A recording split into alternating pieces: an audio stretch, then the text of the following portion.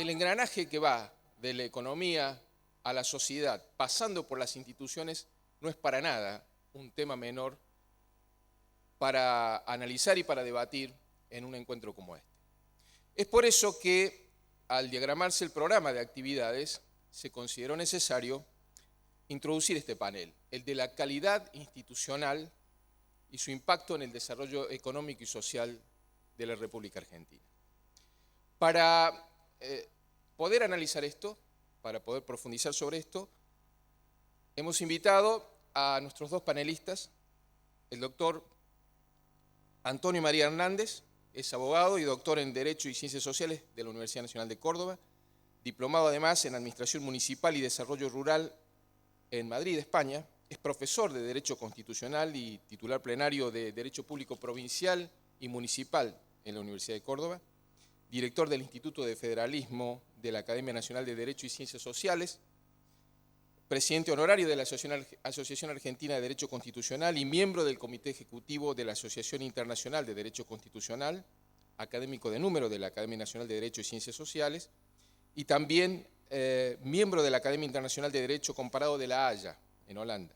Es autor y coautor de más de 25 libros, por demás conocido por su trayectoria jurídica y académica, y deberíamos decirlo también, un orgullo cordobés que participó de la redacción de la Constitución que nos rige para todos los argentinos, la Constitución reformada en el año 1994.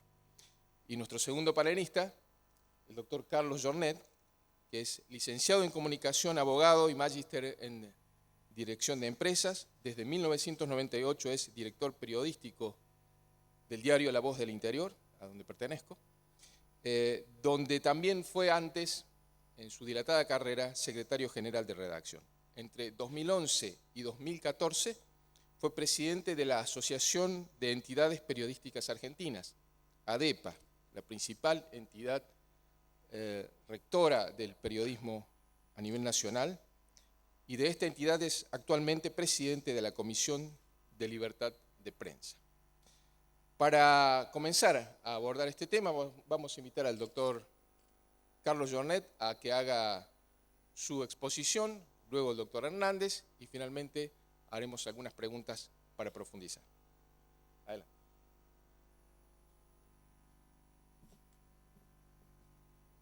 Muchas gracias, buen día a todos.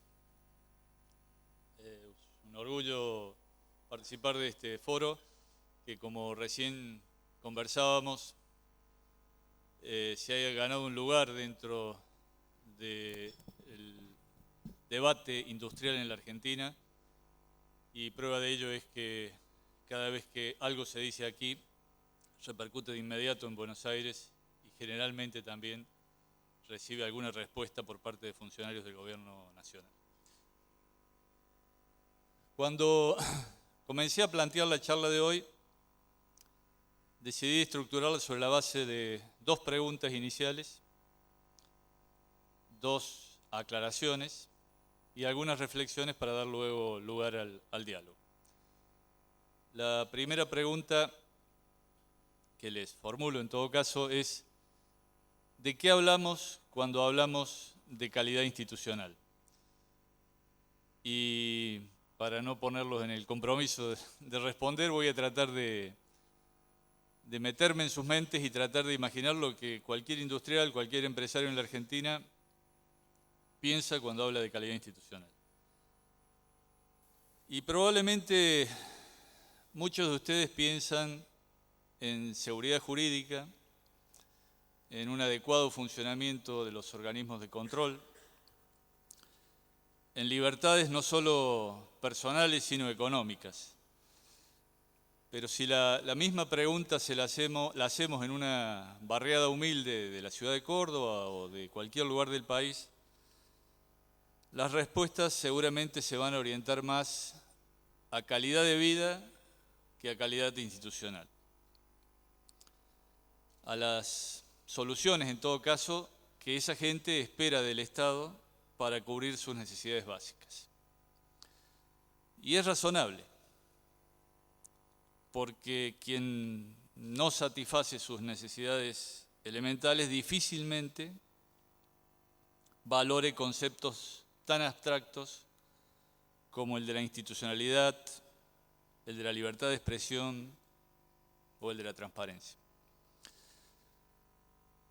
En todo caso, para esos sectores, el Estado o un Estado de calidad es el que puede brindarle servicios públicos y bienes útiles y a bajo costo, más allá de cómo lo logre o cómo repercuta eso en el resto de la sociedad en el corto y en el mediano plazo. Aunque no lo digan en esos términos, esa gente está hablando de inclusión, de igualdad de oportunidades. Y si la consulta la dirigimos a sectores de clase media o asalariados, y formalizados también, quizá hablen de libertades y de división de poderes, aunque sus respuestas aludan en realidad a la inseguridad, a la inflación, al acceso al crédito, a la corrupción. La segunda pregunta entonces es ¿por qué no todos entendemos lo mismo por calidad institucional? O en todo caso, ¿por qué el concepto es tan poco claro para los argentinos? Seguramente tenemos una visión instrumental de las instituciones. El mensaje parece ser que hay que defenderlas si nos aportan soluciones, si mejoran nuestra calidad de vida. Suena a un exceso de pragmatismo, pero quizá la gente no esté tan equivocada. La democracia y la república deben ser capaces de confluir con el desarrollo y con la inclusión. Pero cuestionar las instituciones o querer cambiarlas no quiere decir avasallarlas ni dejar de lado valores que deberían ser permanentes. Antes de avanzar sobre eso, paso ahora a las aclaraciones. La primera de ellas es que cada vez que en mi presentación, en mi charla, hable de deterioro de la calidad institucional, me voy a referir a los 12 años de kirchnerismo. Porque nunca, como en estos 12 años, hubo tal grado de avasallamiento de las instituciones, al menos desde 1983 para aquí, y viviendo en democracia. La segunda aclaración es que cada vez que hable de deterioro de la calidad institucional, me voy a referir a buena parte de la historia argentina del último siglo. Suena contradictorio, ¿no? Pero en realidad no lo es. Porque, salvo honrosas excepciones, toda la dirigencia y la sociedad misma hemos venido contribuyendo al deterioro de la calidad institucional. A veces alentando o respaldando golpes de Estado o de mercado. En otras ocasiones, consintiendo la eternización de dirigentes gremiales, políticos, sociales o deportivos.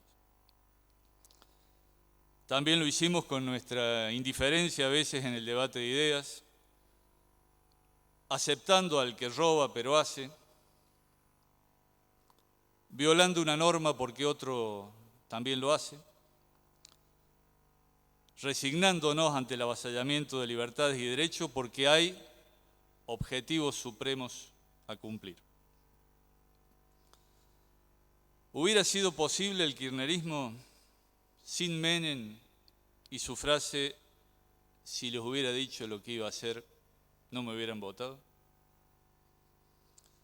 ¿Sin De la Rúa y su inoperancia ante la crisis? ¿Sin los 5 presidentes en 10 días? ¿Sin Duhalde y su famosa promesa, el que depositó dólares recibirá dólares?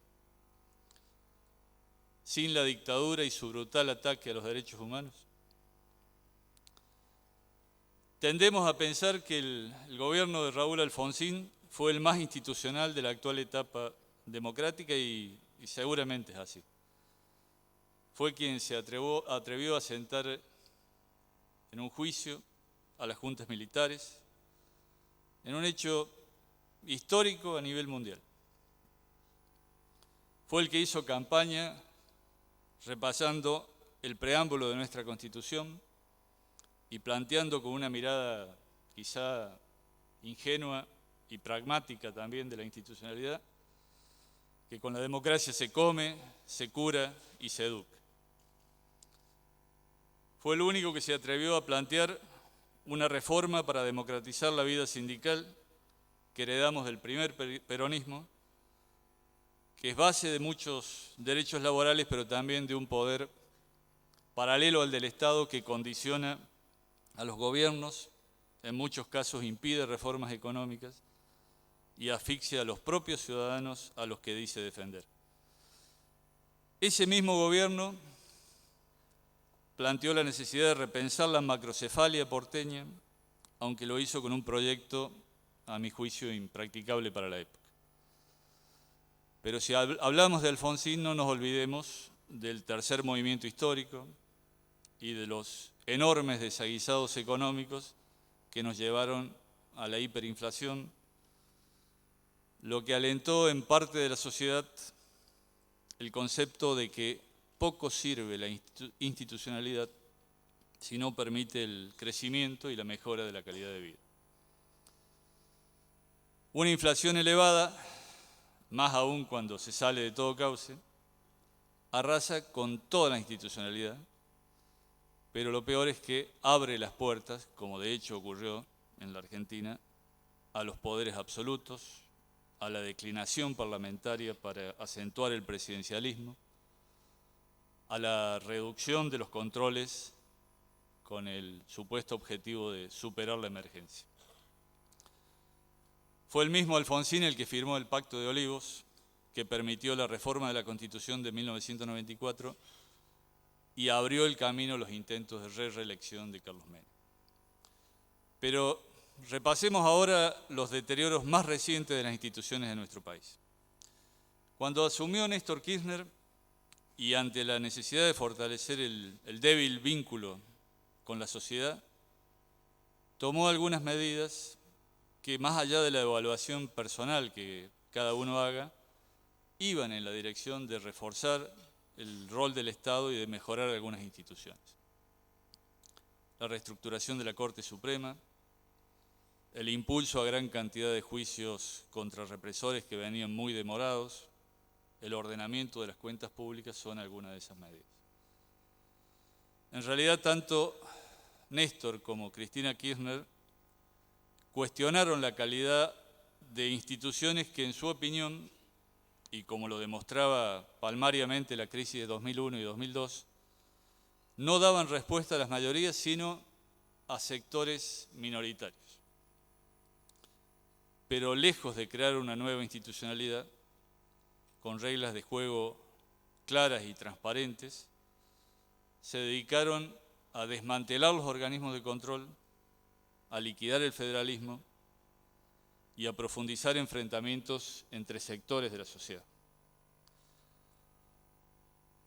Antes de la asunción de Kirchner, el Estado había confiscado los depósitos bancarios de miles de argentinos y años más tarde ese mismo Estado se apropió también de los fondos depositados en la FJP y luego en la ANSES para usarlos sin ningún tipo de control.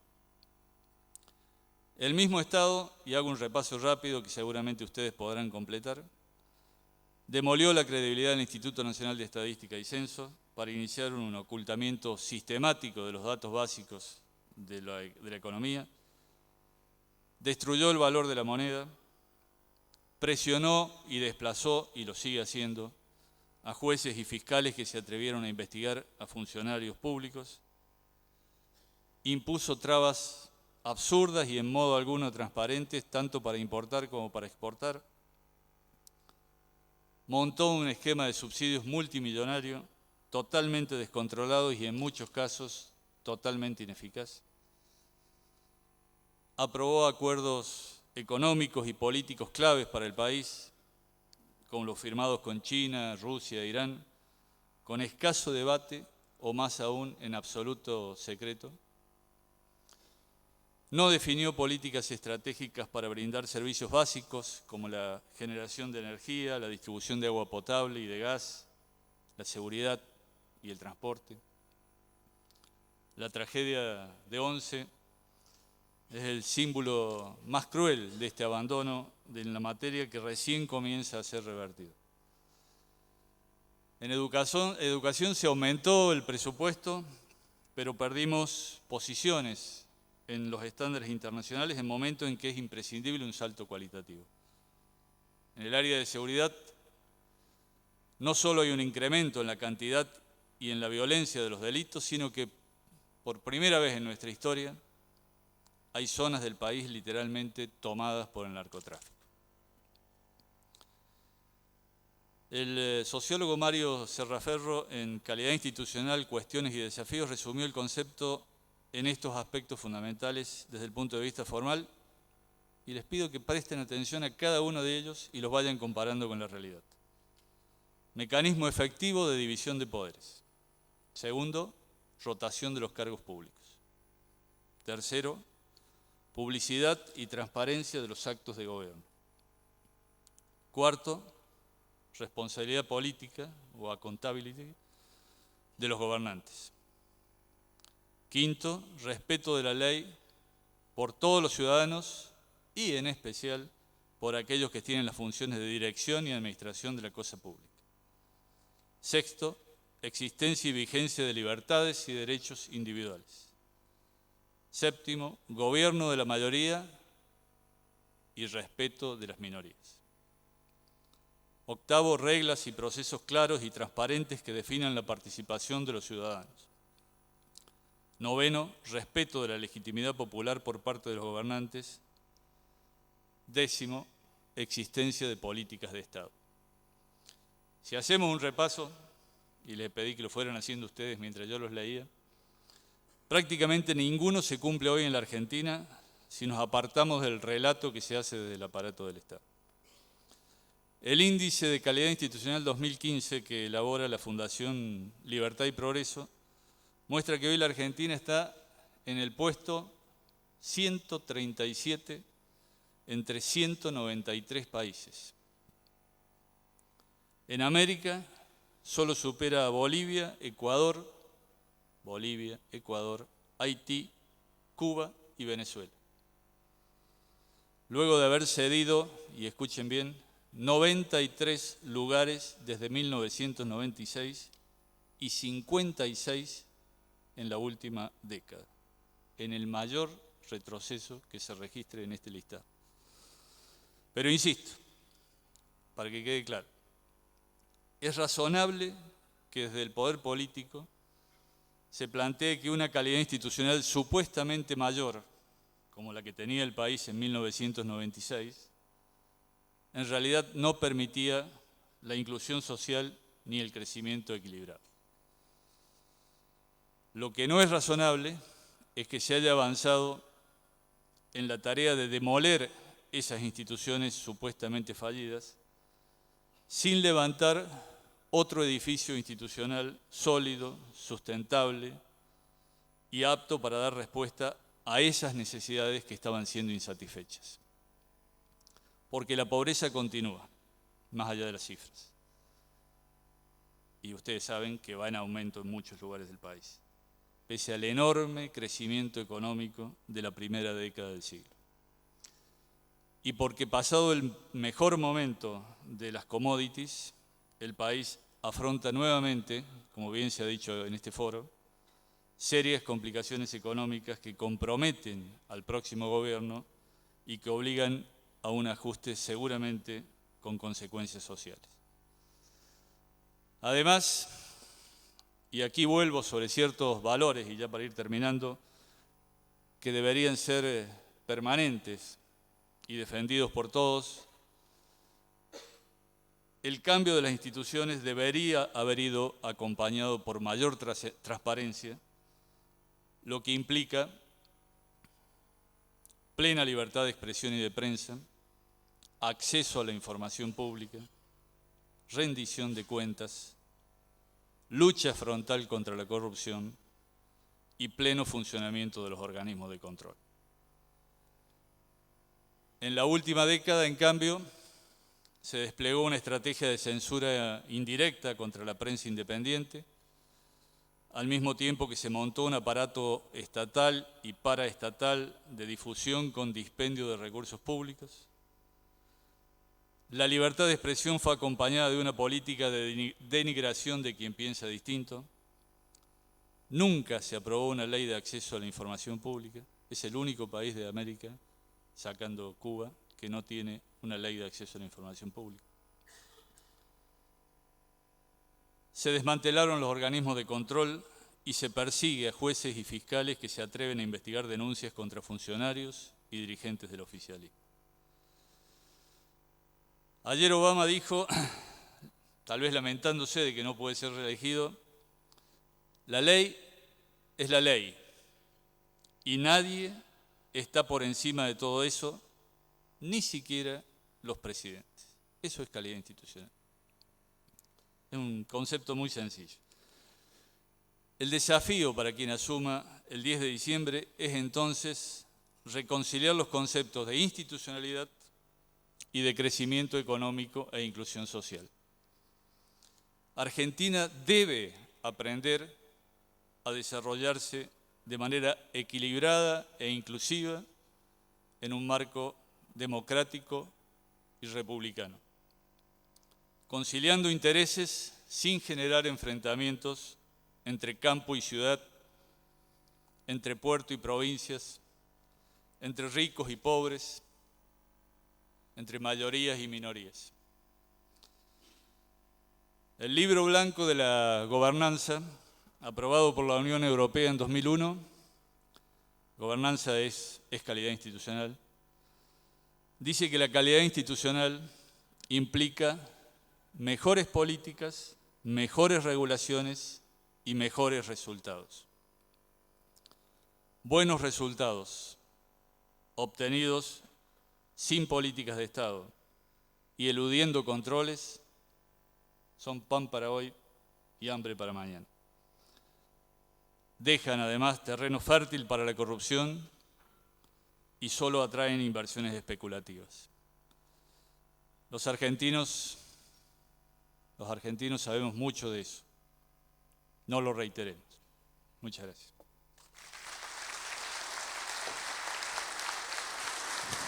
Mis primeras palabras son de profundo agradecimiento para Gerardo Seidel y Fernando Sibila, que me cursaron la invitación para participar de este más que trascendente coloquio de la Unión Industrial. Y para colmo, en compañía de tan importantes expositores. Algo está cambiando en la Argentina. Participé en el coloquio de la Asociación Cristiana de Dirigentes de Empresa en Buenos Aires. Lo hago ahora en la Unión Industrial y después finalmente en el seminario de IDEA. Los empresarios argentinos están dejando de analizar solo los aspectos económicos. Están pensando en algo más. Están empezando a analizar el valor de las instituciones. Y además posibilitan incluso una reflexión más profunda de tipo humanista, como la de Santiago Kobladov. Lo dijo muy bien Carlos Jornet. El tema no es nuevo. Hay una vinculación muy estrecha entre instituciones y desarrollo económico. Lo pensaron inicialmente aquellos que iluminaron el camino posterior del Estado de Derecho y también de la economía, como Adam Smith o Montesquieu. El inglés David Hume, en la misma línea de pensamiento, dijo que lo que separa la civilización de la barbarie es nada más que el cumplimiento o no del principio pacta sunt servanda, o sea que los contratos deben ser cumplidos, deben ser honrados. En definitiva, el cumplimiento de la ley y de la palabra empeñada. Eso fue allá en el siglo XVIII, pero nosotros tuvimos a Max Weber, que cuando analiza la ética protestante y el espíritu del capitalismo, también señala esta vinculación. Y tal vez la ciencia económica dejó de analizar estas cuestiones hasta que a fines del siglo XX comenzó ya una nutrida bibliografía para estudiar esta vinculación específica de instituciones y desarrollo económico. Se sumaron además estudios desde el mundo jurídico y politológico, estudios muy importantes del Banco Interamericano de Desarrollo y un libro muy importante que se llama La política importa, publicado en el 2002 y en el 2006 junto a Idea Internacional. La conclusión a esta altura es muy clara. Sin democracia, sin instituciones, no puede haber verdadero desarrollo económico, social o humano. Además, comenzó un proceso paralelo para estudiar índices. Lo refirió con gran precisión Jornet, incluso a nivel mundial. Se empezó a medir la calidad institucional, se empezó a definirla y a conceptualizarla, se empezó a medir la corrupción. Los argentinos mirábamos al costado, cuando ya los índices de corrupción indicaban que la Argentina, lo cual me da vergüenza decirlo, pero tengo la responsabilidad intelectual como profesor de decir la verdad, que Argentina ya comenzó siempre con aplazos en esta materia y con una pésima calidad en materia de corrupción, de percepción de la corrupción. No sería casualidad entonces que cuando se midiese la calidad institucional se arrojaran estos datos sobrecogedores que ha mencionado recién Jornet. Pero yo quiero también agregar algunos otros datos para que veamos a dónde ha llegado la Argentina. Ese puesto 137 nos coloca muy cerca de estos países: Ucrania, Mozambique, Gabón y Nepal. Estamos peor que Uganda, China y Rusia. Y claro que estamos mejor que Venezuela y Cuba. Y por supuesto el último de la lista, Corea del Norte, el número 193. ¿Cómo se miden los índices?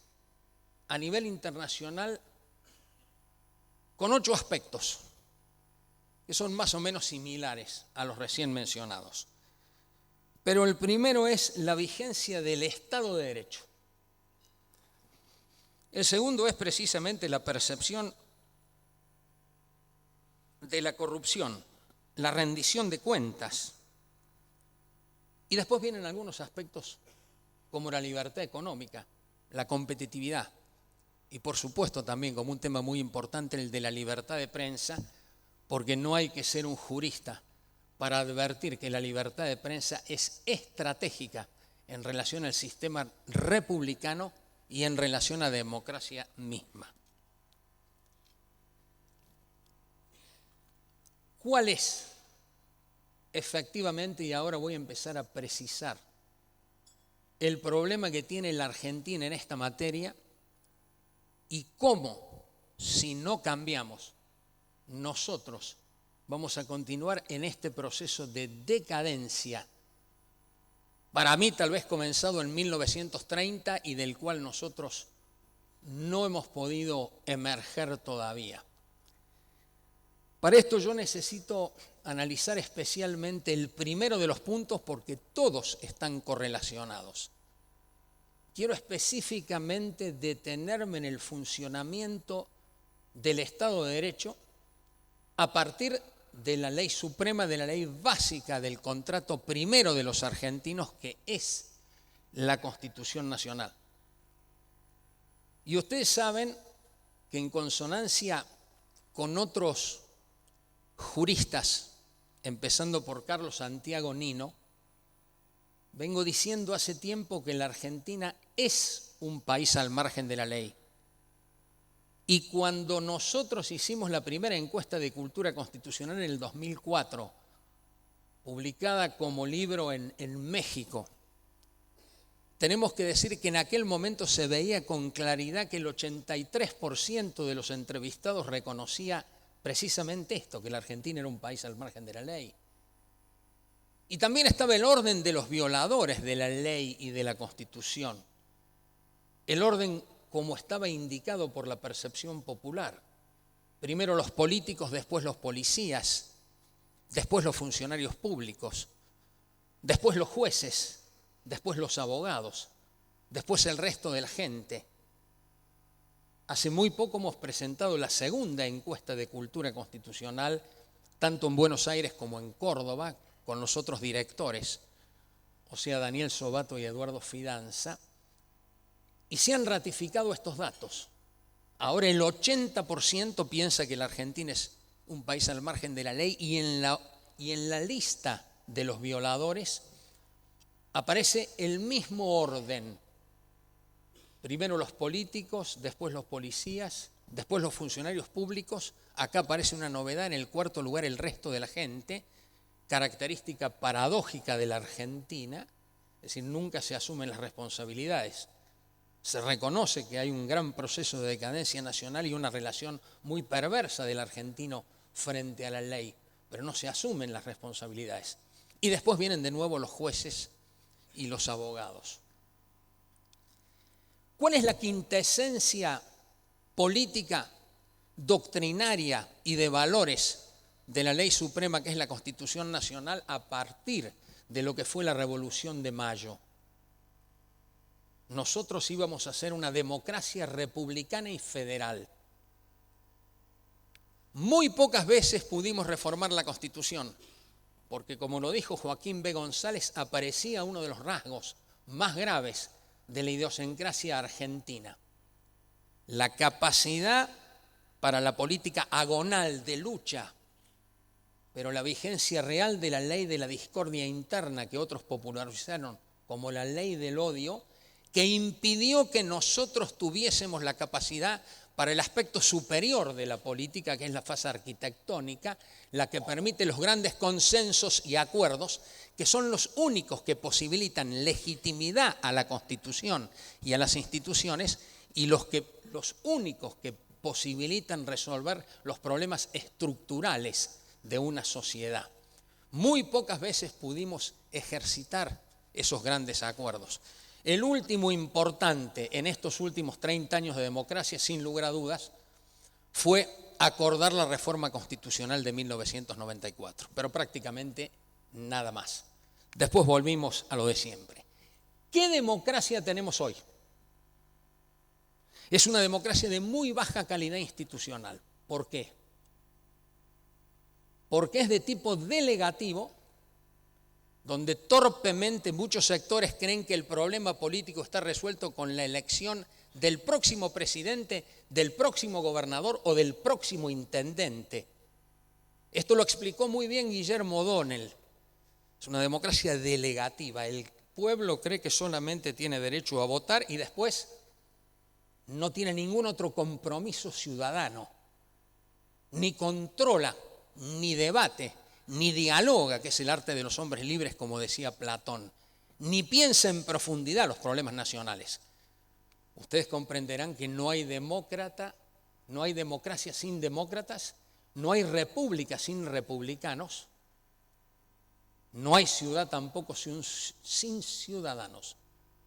Nuestros problemas están en una muy deficiente calidad de cultura política democrática, y también en materia constitucional y jurídica.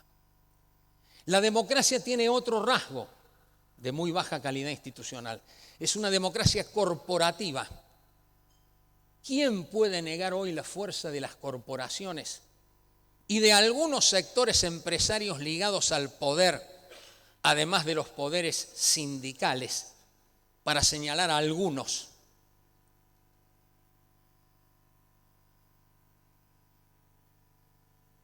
Y los aspectos republicanos, que se basan en la división y equilibrio de los poderes, en la igualdad de todos ante la ley, en la vigencia plena de la libertad de prensa, en la responsabilidad de los funcionarios públicos. Prácticamente en ninguno de estos aspectos tenemos una vigencia del sistema republicano. El Congreso reducido a la mínima expresión con responsabilidad gravísima por parte de los legisladores, esencialmente de la mayoría, que no han ejercido las facultades constitucionales correspondientes, porque ese es el primero y el más importante de los tres poderes del Estado y el que tiene más competencias. El Poder Judicial, según la encuesta de cultura constitucional, el 60% de los entrevistados reconoce que los jueces no son independientes. Y el 50% dice que la Corte Suprema no es independiente. Y a la luz del proceso que estamos viviendo con la designación de estos funcionarios por parte del kirchnerismo, más los avances y la cooptación de la justicia, no hay ninguna duda que seguramente si la consulta no se hubiese hecho el año pasado, sino este año, los resultados seguramente serían más graves.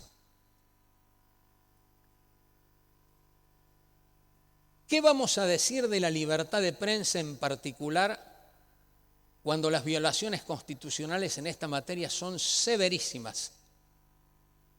No hay ninguna duda de que acá ha habido un avance groseramente inconstitucional para impedir todo tipo de crítica y además para formar un relato que trate de justificar lo injustificable. ¿Qué vamos a decir de un tema esencial para que haya república y democracia? Porque estas instituciones solo se asientan en valores esenciales, como por ejemplo la lucha contra la corrupción. 14 años dura de promedio un juicio en materia de corrupción y solamente un pequeño tanto por ciento de los casos son juzgados. Acá nosotros tenemos un problema más grave. Así como el delito y la corrupción pueden estar íncitos en la condición humana, como lo explicó Kovladov, lo que resulta evidente para ver la calidad de un Estado es la respuesta que se da frente al delito o a la corrupción. Y la respuesta argentina es muy clara: impunidad. En este país un escándalo de corrupción se tapa con el próximo escándalo de corrupción. Ya nadie se acuerda de que acá fue asesinado un fiscal de la nación, como Nisman, por pretender investigar al poder en un tema gravísimo, donde queda expuesta en la más cruda expresión el problema constitucional más grave de los argentinos, íntimamente unido a este problema de falta de cultura política democrática. Lo que vengo señalando hace tiempo como el hiperpresidencialismo argentino, que afecta el sistema republicano y que por supuesto afecta también al federalismo, que es el otro aspecto que voy a analizar seguidamente. Nosotros tenemos hiperpresidencialismo argentino a la máxima expresión como otros países de América Latina y del mundo, y todo ello significa el avance inconstitucional del Poder Ejecutivo sin los adecuados controles ni del Congreso ni del Poder Judicial. En la Argentina se gobierna por decreto y por muy pocas personas. La anatomía del hiperpresidencialismo está sentado en estos datos. Recién escuchaba con una sorpresa, yo diría, increíble, que acá recién alguien se dijo que hay que acordar ya una nueva ley de emergencia económica. Pero ¿cómo pueden decir algo tan irresponsable como eso? Tenemos más de 90 años de emergencias económicas. No saben de lo que están hablando. En la emergencia económica el Congreso cede todo al presidente para que el presidente arregle con 2 o 3 personas los grandes negocios políticos, casi siempre manchados por la corrupción. lo primero que hay que hacer para desmontar el hiperpresidencialismo es terminar con todo tipo de emergencia económica para que rija plenamente la Constitución y todas sus libertades de todo tipo, derechos civiles, derechos políticos, derechos económicos, sociales y culturales. Lo segundo que hay que hacer es terminar con la reglamentación que se ha hecho por decretos de necesidad y urgencia, donde con violación a la Constitución, con el apoyo de una sola de las cámaras, se puede mantener in eternum un decreto de necesidad y urgencia. Lo que hay que hacer inmediatamente es derogar la 26 y modificar la ley 26.080, donde ha metido la mano el Poder Ejecutivo para controlar el Consejo de la Magistratura. Lo que hay que derogar de inmediato es el artículo 37 de la Ley de Administración Financiera, que ha pulverizado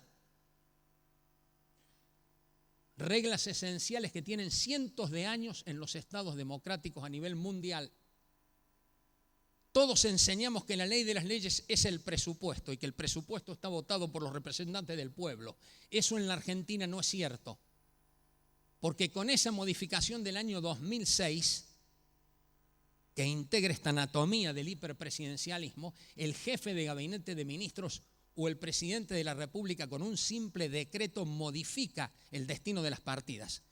La última modificación del 2014 fue por un decreto que modificó el destino de las partidas en 300.000 millones de pesos. La calidad institucional de la Argentina por ello es absolutamente pésima.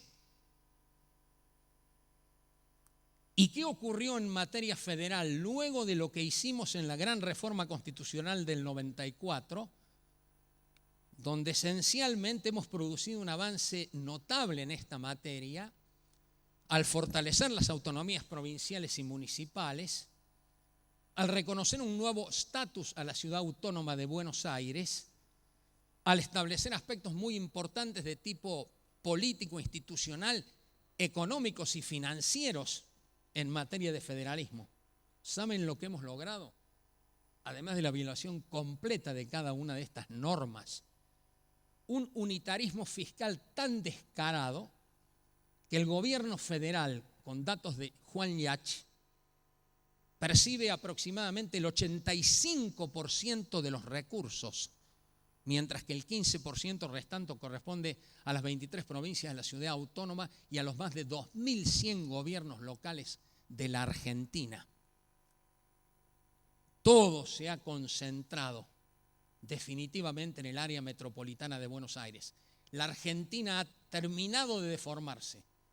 Algunos dibujaban a la República con el cuerpo esbelto de una joven mujer, pero Félix Luna, con la fuerza del pensamiento y la valentía cívica, nos dijo que el retrato real de la Argentina es el que corresponde a un enano macrocefálico, porque en menos del 1% del territorio nacional está asentado el 35% de la población y en un radio no mayor de 500 kilómetros está asentado el 80% de la producción nacional. Este es el estado de situación.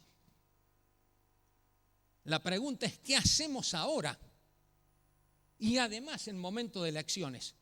Y yo no puedo callar ante ustedes que me da la impresión que estamos ante el peor proceso electoral que uno ha visto a partir de 1983. Por lo pronto, desde el escándalo de lo que ha significado esta elección con tantos años de anticipación para legisladores del Parlasur y para colmo, con esa búsqueda inconcebible de emolumentos por trabajos legislativos que hoy no se pueden realizar y además con la búsqueda de inmunidades parlamentarias. Escandaloso que todo el gobierno esté en manos de los gobiernos, todo el proceso electoral está en manos de los gobiernos. Escandaloso el nivel que hemos visto de las consultoras y de estos encuestadores que ni siquiera explican después de los errores cometidos, además de no explicar de dónde reciben el dinero, cómo se equivocaron en la elección anterior. Y escandaloso porque todavía utilizamos el sistema de boleta múltiple, siendo tal vez el único país de América Latina que todavía utiliza un sistema tan antiguo, tan perverso y que produce tantas irregularidades. Es decir, lo único donde nosotros podíamos estar avanzando, que era en el tema estrictamente electoral, yo hoy no tengo ninguna duda que en el capítulo de propuestas a las cuales me voy a referir, necesitamos una urgente reforma política y electoral en la Argentina, porque nos quedamos con un sistema de partidos de 700 fuerzas políticas y en la realidad carecemos de partidos políticos y tenemos problemas muy serios en el funcionamiento de la justicia electoral y en el funcionamiento de las instituciones electorales.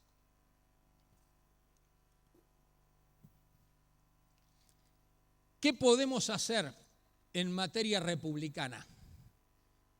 Lo primero es exigirle a los candidatos, preguntarles si van a cumplir o no la Constitución Nacional y si van a respetar o no el orden jurídico argentino. Si van a luchar contra la corrupción y si van a tratar de impedir el fenómeno oprobioso de la impunidad. En segundo lugar, en materia federal, mientras no se escucha prácticamente ninguna propuesta en esta materia, yo vengo a exhibir el libro que acabamos de publicar hace muy poco tiempo con visión interdisciplinaria, que se titula precisamente Propuestas para fortalecer el federalismo argentino. Nada hay más urgente para terminar con el hiperpresidencialismo que debatir de inmediato la ley convenio de coparticipación impositiva que tiene 19 años de demora y que es lo que permite que el presidente ponga de rodillas a los gobernadores y a los intendentes y construya su poder en base a la billetera. Si nosotros no tenemos finanzas federales, ¿de qué nos valen las autonomías políticas e institucionales? Por eso, entre las 20 propuestas, siendo la primera cumplir la Constitución Nacional y el proyecto federal de la misma, y además de pedir de que el Congreso esté a la altura de la materia federal y sobre todo el Senado de la Nación, donde no hay verdaderos debates sobre la materia federal y sobre los derechos provinciales y regionales. Pero nosotros tenemos que lograr cuanto antes la sanción de esa ley convenio de coparticipación impositiva. El destino del gasto público federal tiene que ser revisado. ¿Por qué los cordobeses tenemos que pagar 3 o 4 veces más lo que pagan los ciudadanos de la ciudad autónoma de Buenos Aires en materia de transporte, en materia de gas, en materia de electricidad? ¿Por qué se destinan obras faraónicas para la ciudad de Buenos Aires que parece que tuviera solo un destino municipal? Porque por supuesto no cumplió su destino federal, para el cual fue elegida en 1880. Nosotros necesitamos poner en serio un proceso de descentralización y desconcentración de la Argentina. Hay que pensar la Argentina en grande. Hay que cumplir con los 13 pasos cordilleranos que hay que abrir entre el Mercosur y Chile para buscar la salida en un mundo de integración internacional abierto y competitivo, la posibilidad de que cambiemos la estructura de embudo de la Argentina y podamos sacar nuestros productos para el Pacífico, donde hoy está el 42% del comercio mundial. Nosotros necesitamos derogar la legislación centralista y anticonstitucional. Nosotros necesitamos imperiosamente federalizar la educación. Tenemos que federalizar el Banco Central, como dice la reforma del 94. tienen que haber regiones para el desarrollo económico y social y para que no se produzcan las migraciones internas del norte del país que terminan en ciudades como Córdoba, Rosario o Buenos Aires. Y hay que tener el valor de pensar lejos e iniciar de nuevo el debate del traslado de la capital federal. Vean ustedes lo que pasa en las federaciones más importantes del mundo. Y ustedes me dirán, claro, el caso de Estados Unidos, de Australia, de Canadá, los debates que hubo en Alemania o incluso en Sudáfrica. Pensemos acá en el Brasil en 4 años. Lo logró Juscelino Kubitschek. No me importa el lugar del traslado. Lo que necesitamos, como dice Félix Luna, es una ciudad pequeña, donde se piense en grande a la Argentina. ¿Qué es lo que distingue al político común del estadista? El político común, y en eso somos maestros, piensa solo en las próximas elecciones. Por eso el nepotismo, las reelecciones, la ausencia de debate, la falta de claridad, cuando lo primero que tiene que hacer un político en serio es ser muy claro en su pensamiento y en su ejemplo ético. El estadista, en cambio, es el que piensa en las próximas generaciones. Yo escuchaba recién a la expositora anterior decir, claro, es que los candidatos no quieren dar ninguna propuesta porque tienen miedo. Hay alguno que explícitamente dice de estos asesores que le hacen un enorme daño a la política argentina, no presentemos un color, pero no vamos a hacer una propuesta que va a terminar de molestar a la gente. Y yo me acordaba de Winston Churchill que dijo, les vengo a ofrecer sangre, sudor y lágrimas. La Argentina así no puede continuar. Y viene el capítulo de las responsabilidades. Yo celebro esta actitud de los empresarios argentinos. Celebro lo que han hecho desde el Foro de Convergencia para fijar algunos puntos en común, a ver si podemos cambiar la Argentina. Tengo la convicción de que lo que realmente importa hoy en la Argentina no es la economía. Lo que importa hoy en la Argentina son la política, las instituciones y los valores. Si nosotros cambiamos, y aunque parezca una simpleza, volvemos a la vigencia plena de la Constitución y de las leyes, para tener una verdadera república democrática federal, seguramente dejaremos atrás esta situación de decadencia tan profunda en que hoy nos encontramos. Nada más.